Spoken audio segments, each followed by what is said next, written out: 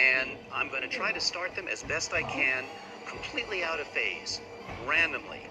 So their oscillation is going to transfer energy by the swinging of this plastic sheet to the other metronomes that are out of phase to get into phase with the majority.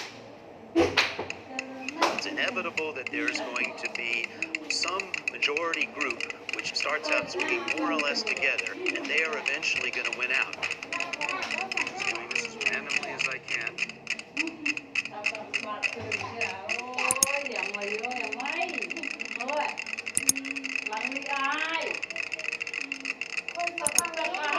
Maybe in this corner, I see 4. They're pretty closely synced. Yes, now it's more like 5. 6. Now you have one that's almost completely out of phase.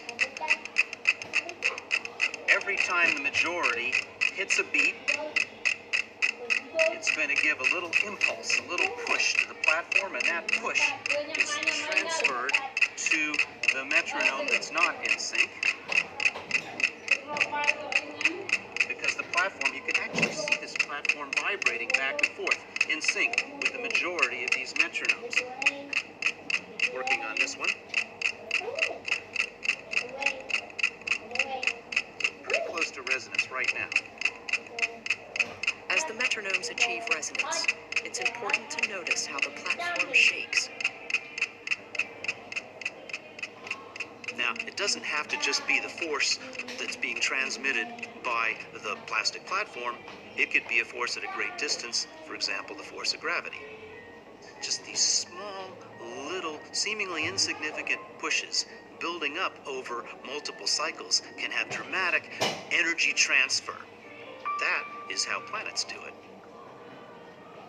Like the metronomes, the two gas giants form a resonance.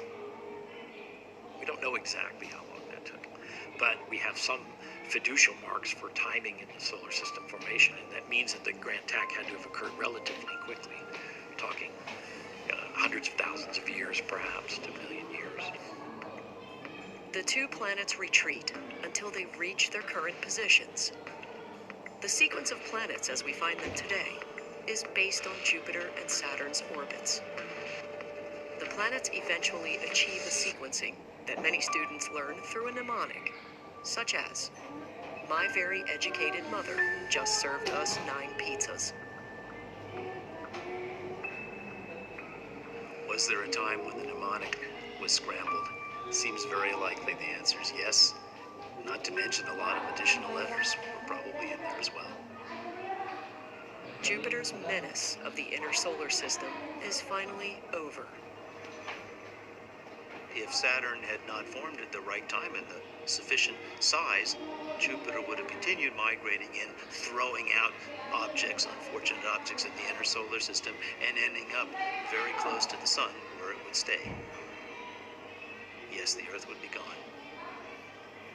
Or the Earth would have had a terrifying encounter with Jupiter and would have had its orbit changed dramatically to gosh knows what. There is mounting evidence that Earth had a terrifying visitor. Not Jupiter, but another world. Theia. Theia was essentially another proto-Earth, where there were a number of these objects flying around. And Theia took time to grow just like the Earth did. They probably had rather similar histories. And for one reason or another, the orbit of Theia was perturbed such that it collided with the Earth.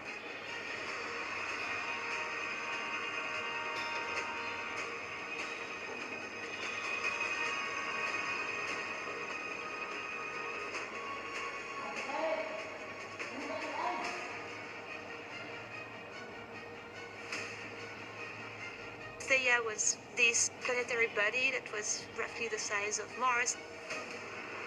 And through this collision, a lot of particles were ejected, probably completely destroyed. We don't really know how much of Theia was preserved. Earth is rocked off its axis. Its surface liquefied. Chunks of Earth's mantle are shoved into space.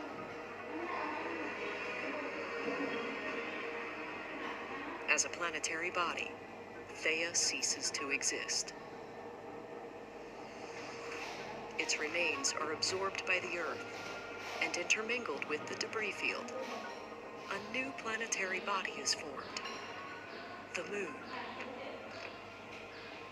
Further evidence is found in rock samples from the Apollo moon landings. This is a sample from the moon. You can see it. This was collected by the Apollo 15 mission. Moon rocks contain isotopes identical to those found on Earth. When the moon arose, it is first covered with a magma ocean. People imagine the lunar magma ocean to be like this magmatic chamber I am describing, but at the surface and covering a whole planet. I see it as this ocean, like the Pacific, but this has to be like completely magmatic, orange, and like probably like fluxing around and probably moving. Conditions in the lunar magma are as hellish as we can imagine. But a microscopic treasure forms in the magma: crystal zircons. These are the same gemstones used in jewelry, but the zircons in the Apollo moon rocks yield a different treasure. So those zircon are very important because we know they crystallize in this lunar magma ocean. We know roughly when they crystallize in the lunar magma ocean. So they are one of these old pieces of the moon that we are looking for, one of these old pieces that we can use to date the origin of the moon.